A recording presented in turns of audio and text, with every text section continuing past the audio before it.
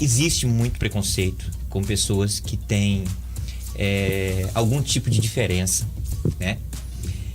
Nós vivemos em um mundo onde as pessoas afirmam que agora tem muito mais essa patologia, aquela outra. Já cansado de escutar isso, tipo de coisa, muitas vezes relacionada ao autismo mesmo. Antigamente não tinha. O povo tem essa mania de dizer que antigamente não tinha. Isso é os alimentos da agora, é o celular que tá fazendo isso, entendeu? Mas nessa história eu gostaria de aproveitar a sua presença aqui. Eu sei que você conhece desse assunto. Fale pra gente a respeito de como eram tratadas as pessoas que tinham alguma diferença na sociedade. O que acontecia com elas há poucas décadas? Como é que funcionava? Eu vou diretamente no tema. Existia na nossa região um manicômio em Barbacena. E lá... Muito famoso no Brasil. Exatamente. Inteiro. Lá era um centro de horrores que pode ser, inclusive, comparado com o Holocausto. Alemanha. 1943, 45.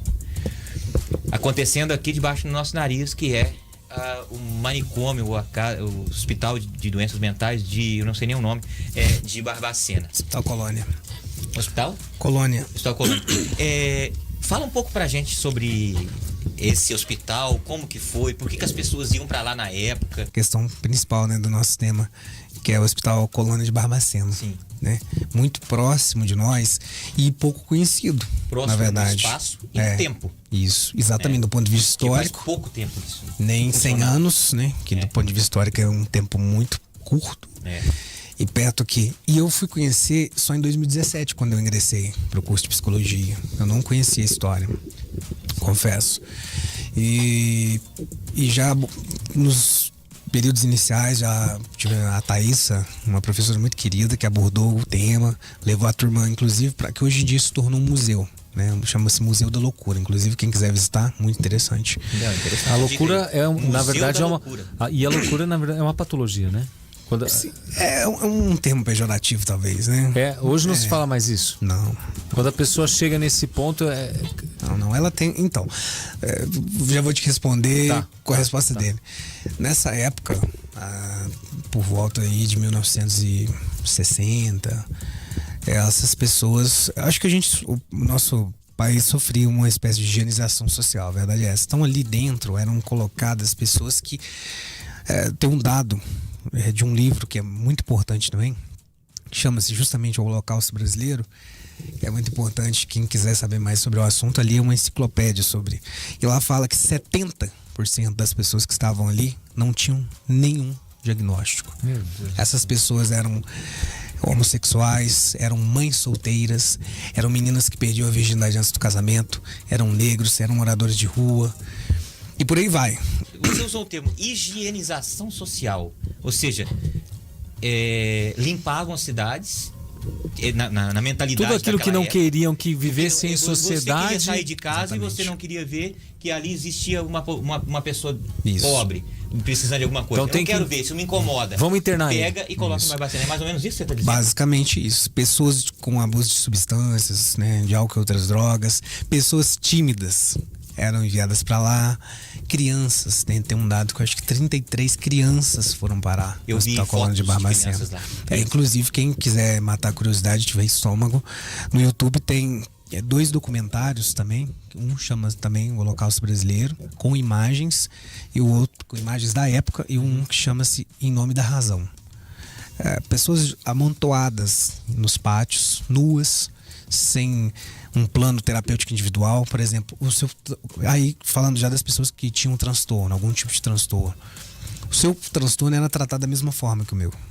Sim. Pessoas que tinham problemas... Um transtorno psicótico gravíssimo, e do lado uma mãe solteira. Tratava os dois igual. Pessoas que sofriam muito de convulsões, por exemplo, eram levadas para lá. Então o tratamento era igual. As pessoas eram, de certa forma, dopadas. Epilepsia. Sim. E os tratamentos, aí que tá.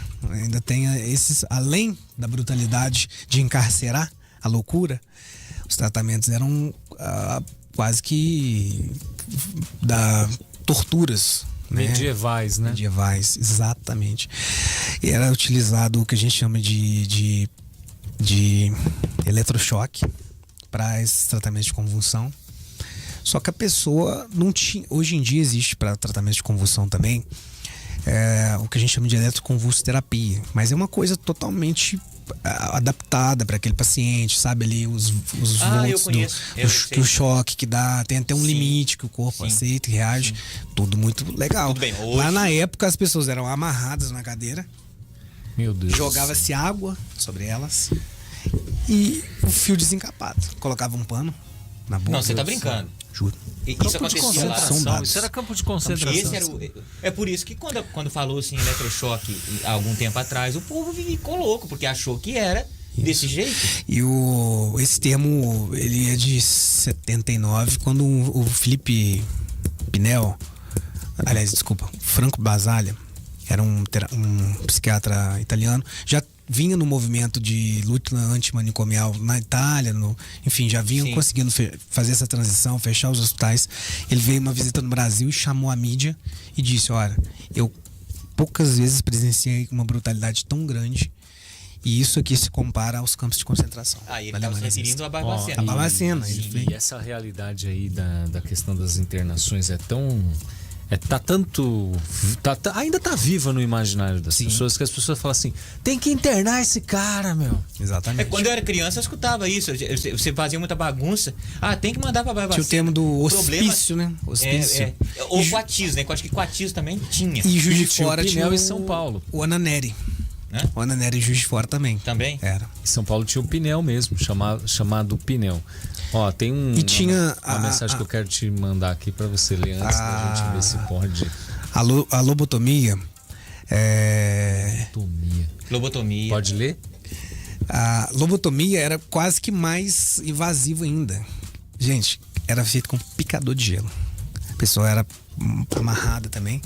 Era feita uma incisão aqui no lobo frontal.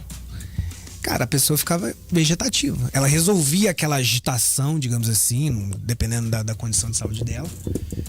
E só que ela ficava... Peraí. O paciente tinha uma agitação, seja lá qual for, né? Ou ainda que uma condição de um transtorno, às vezes de um retardo mental. Danificavam um pedaço do cérebro dela, é isso? Exatamente. Era um procedimento... Mas isso tinha também lá em Barbacena? Sim. Inclusive é exposto hoje em dia. Os crânios com uma fresta na frente. O picador de gelo, que é um instrumento parecido com um martelo, só com uma ponta fina assim. Sim. E, cara, é loucura, né? É retratado num filme muito bom que chama-se... agora não vou... Nise, o Coração da Loucura. Que é sobre a Anísia da Silveira, que também é uma fundamental peça nesse processo de desinstitucionalização, né? E lá no filme fala, nós estamos aqui com um procedimento novo, com um procedimento que vai ter aplicabilidade, e ela fala, o que vocês estão fazendo é deixar a pessoa incapacitada. Ela realmente não vai ter mais aquela coisa, aquela agitação, aqueles surtos, mas ela também... A pessoa não fala mais, não...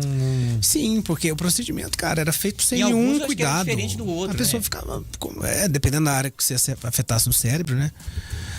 A pessoa ficava completamente... Deixava de andar, deixava de falar, enfim. Ficava... resumo...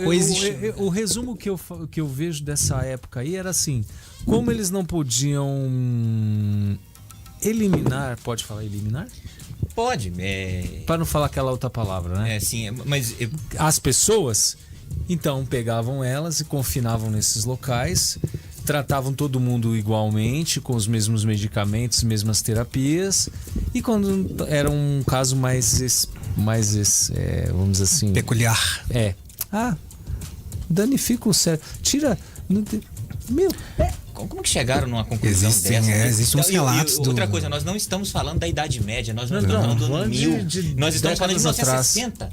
Ou seja, o meu pai era moço, era jovem. Quantas pessoas em 1980 ainda e quantas pessoas que não foram parar nesses lugares sem ter... De repente o cara tava com uma depressão. Exatamente. Uma ansiedade, um transtorno de ansiedade. Mas aí convivendo nesse local... não, com certeza. Aí a pessoa desenvolveu. Com certeza. Com certeza. E outra coisa, Barbacena, quem conhece, é um lugar muito frio. Então, na época do frio mesmo, as pessoas nuas nos pátios amanheciam mortas. Inúmeras. Elas se amontoavam para tentar se esquentar, mas muitas Que conheciam isso? mortes. Não, mas- 60 mil mortes nesse período, de 60 de 1930 até 1980. Tem Mais ou menos. eu não sei se é sobre Barbacena, mas me parece que já havia até um mercado que comprava os corpos dessas pessoas lá de Barbacena. Não tem uma história assim? As faculdades, no próprio livro fala que as faculdades precisavam dos corpos para as aulas de anatomia e tudo mais, e elas compravam. Havia até um tráfico, virou até um negócio.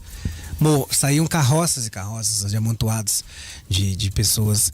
Então, cara, esse é um assunto, acho que um podcast inteiro daria, né? Dá um podcast, dá uma quantidade de pipe também que. Meu Deus, cara. E- Eu tô assustado com isso aí. Quem não conhece, procure saber. O Hospital Colônia de Barbacena, hoje em dia, Museu da Loucura. E outra coisa, o Será que a pode gente. filmar lá dentro desse Museu da Loucura? Sim. Eu daria pra fazer uma reportagem lá. Tem algumas reportagens muito interessantes, mas vamos lá, vamos lá, vamos marcar. A gente poderia fazer uma. Nossa. Isso que a gente sabe, porque a gente tem estudos do manicômio de Barbacena, mas e os outros inúmeros Brasil afora? E outra coisa, outra polêmica, comunidade terapêutica é muito próximo disso.